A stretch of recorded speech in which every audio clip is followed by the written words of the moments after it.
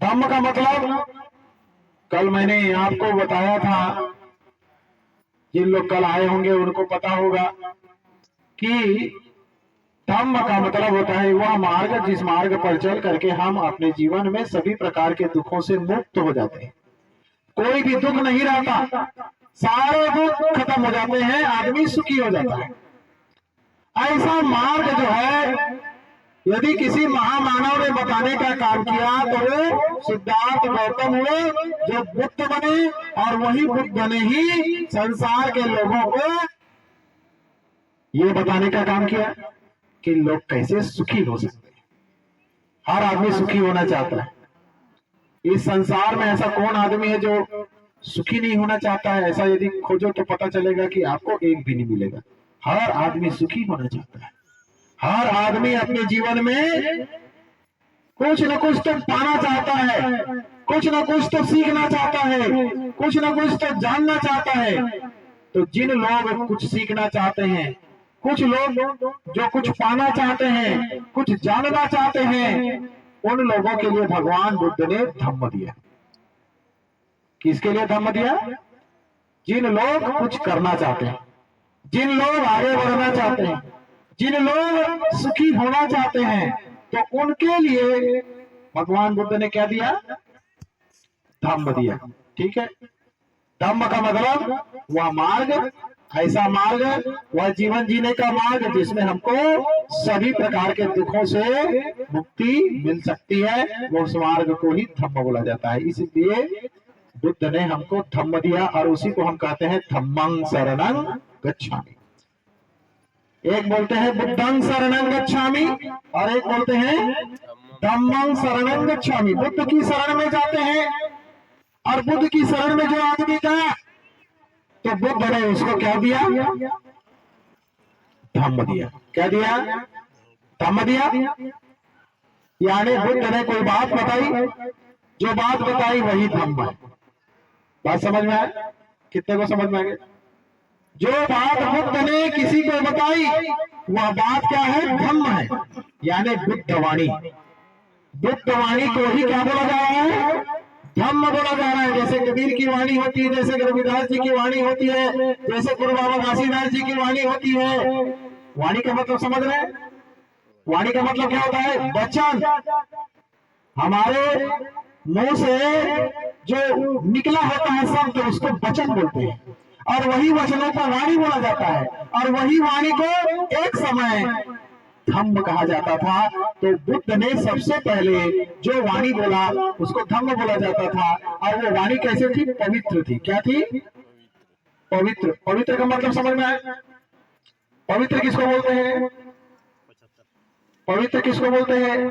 साफ। पवित्र किसको बोलते हैं? जिसमें सफाई हो। जैसे दूध, दूध जो है उसमें किसी भी प्रकार का कोई मिलावट ना रहे तो उसको क्या बोलेंगे हम? शुद्ध दूध बोलेंगे। और यदि उसमें पानी मिला दोगे तो मिलावट वाला दूध होगा ना, एकदम प्योर तो होगा नहीं। तो बुद्ध की जो वाणी है वह शुद्ध वाणी है, पवित्र वाणी है, कल्याणकारी वाणी है। क्यों वाणी ऐसी है? क्योंकि बुद्ध ने कहा, क्या कहा? कि मेरा धम्म आदि में कल्याणकारी, मेरा धम्म मध्य में कल्याणकारी है, और मेरा धम्म अंत में कल्याणकारी। ऐसा धम्म जो आदि कल्याणकारी है, मध्य कल्याणकारी है, अंत कल्याणकारी है, ऐसा धम्म को बुद्ध ने बताया किसके लिए? समाज कल्याण के लिए, लोगों के भले के लिए, लोगों के हित के लिए, लोगों के दुख मुक्ति के लिए बुद्ध ने ये वाणी का उपयोग किया, जिसको हम क्या कहते हैं? धम्म कहते हैं। और वही धम्म हमको दुख से मुक्त कर देता है। बात समझना है? और उसी धम्म को सुनना, उसी धम्म को सुनना उत्तम मार्ग है। बात समझना है? जिसके लिए आप लोग अपने घर से यहाँ पर आए हुए हैं, क्योंकि 3 दिन का कार्यक्रम है। एक दिन तो बीत चुका, ये दूसरा है। धम्म सुनना क्यों जरूरी है? हर आदमी कोई भी बोल देगा धम्म, तो धम्म शुद्ध रूप में नहीं होता। कोई ना कोई बात जो है उसमें मिली हुई हो सकती है, कोई बात उसमें मिलाई गई हो सकती है। जरूर दूध है लेकिन उसमें उसने कितना पानी मिलाया है किसी को पता नहीं है। किसको पता होता है? हंस को। किसको पता होता है? हंस। देखें, हंस को पता होता है दूध में जितना पानी मिलाया रहेगा तो दूध को पी जाता है और पानी को छोड़ देता है। तो हंस को पता होता है कि दूध कितना है और पानी कितना है।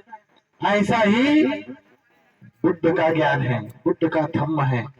इस धम्म को सार सार को पीना है, सार सार को लेना है, सार सार को ग्रहण करना है, सार सार को जानना है। और सार को जो पी लिया वही तो मुक्ति तक, दुख से मुक्ति तक पहुंचेगा, या दुख से निकल करके परम सुख को, निर्वाण का साक्षात्कार करेगा। सारंच सार तो यत्व असारंच असार तो ते सारंग विगच्छन्ति मिच्छा संकल्प गोचरा करके भगवान बुद्ध ने एक गाथा बोला कि जो व्यक्ति सार सार को जानता है, सार को सार जानता है और असार को असार जानता है, वही व्यक्ति इस संसार के भव चक्र से बाहर निकल सकता है। बात समझ रहे? बड़ा कठिन है नहीं है? सार सार को जानने वाला, सार को सार जानने वाला और असार को असार जानने वाला ही भव चक्र से बाहर निकलेगा। भव चक्र का मतलब, भव चक्र का मतलब जन्म और मरण के चक्र से निकलना। किसके चक्र से निकलना? ये जो हम जीवन जी रहे हैं, ये क्या है? जीवन का जन्म मरण चक्र है। जन्म ले रहे हैं, मर रहे हैं, जन्म ले रहे हैं, मर रहे हैं। चल रहा है कि नहीं चल रहा है? रोज हजारों लाखों करोड़ों लोग मर रहे हैं, रोज हजारों लाखों लोग जन्म ले रहे हैं। यानी जन्म लेना चल रहा है, चल रहा है कि नहीं चल रहा है? और मृत्यु भी हो रही है, यानी जन्म भी हो रहा है और मृत्यु भी हो रही है, यानी जन्म मरण का चक्र चल रहा है। उसी को हम क्या बोलते हैं? भव चक्र बोलते हैं। क्या बोलते हैं? भव चक्र बोलते हैं। और उसी भव चक्र से निकलने का मार्ग किससे मिलता है? ये धम्म से मिलता है। और जब धम्म मिलता है तो सार को सार जानते हैं और असार को असार जानते हैं, यानी बेकार को बेकार और अच्छा को अच्छा। तो जो अच्छा अच्छा है उसी को पकड़ने के लिए बुद्ध ने बोला, और जो बेकार बेकार है उसको छोड़ने के लिए बोला, त्यागने के लिए बोला। अब ये बात को कबीर ने बोला कि नहीं बोला, वो बताओ। ये बात को गुरु रविदास जी ने बोला कि नहीं बोला, ये बताओ। ये बात को गुरु बाबा घासीदास जी ने बोला कि नहीं बोला, ये बताओ। बोला कि नहीं बोला? सत्य को पकड़ो, झूठ को छोड़ो, सत्य को पकड़ो, झूठ को छोड़ो, सत्य को मानो और झूठ को त्यागो। बोला कि नहीं बोला? बात वही है।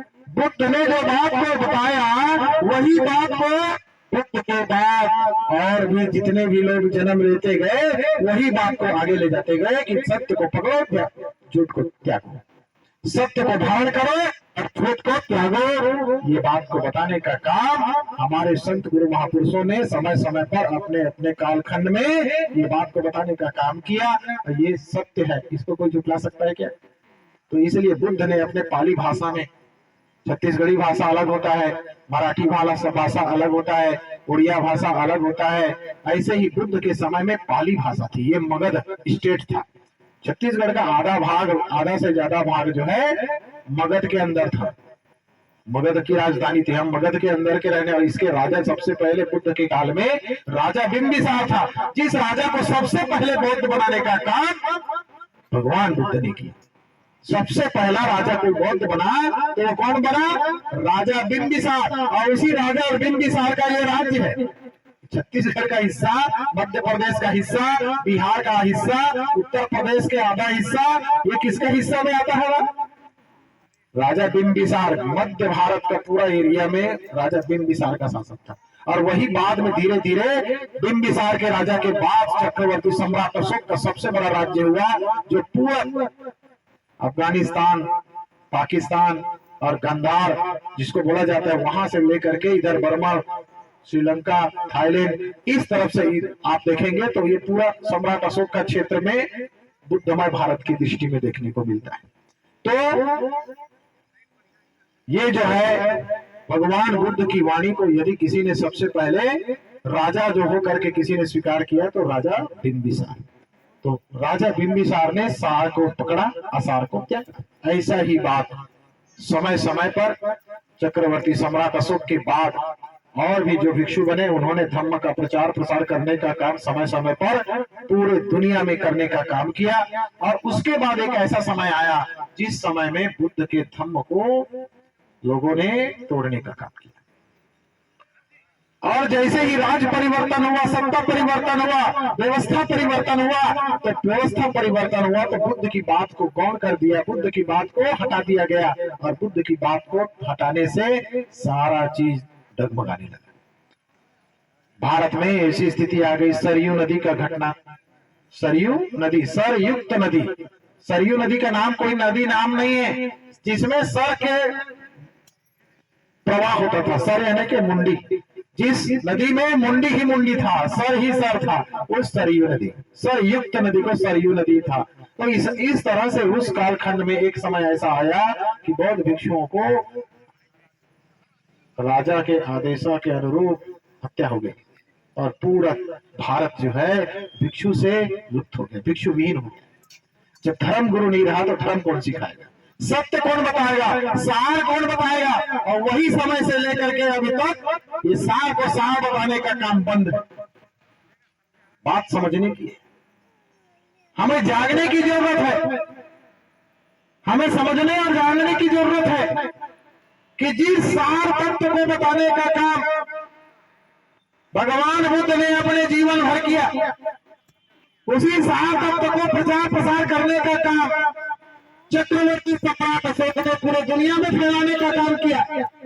और एक समय आया तो चक्रवर्ती सम्राट अशोक के बाद उस सार तत्व को खत्म करने का काम हुआ, और उसी सार तत्व को जिन जिन लोग भी जानते थे, सरयुक्त हो गया नदी सरयू का, और भिक्षु लुप्त हो गए। और जब भिक्षु लुप्त हो गए तो ऐसी परिस्थिति आ गई कि लोगों ने सर मुड़ाना बंद कर दिया, बाल बढ़ाना चालू कर दिया। मजबूरी में लोगों ने बाल बढ़ाया,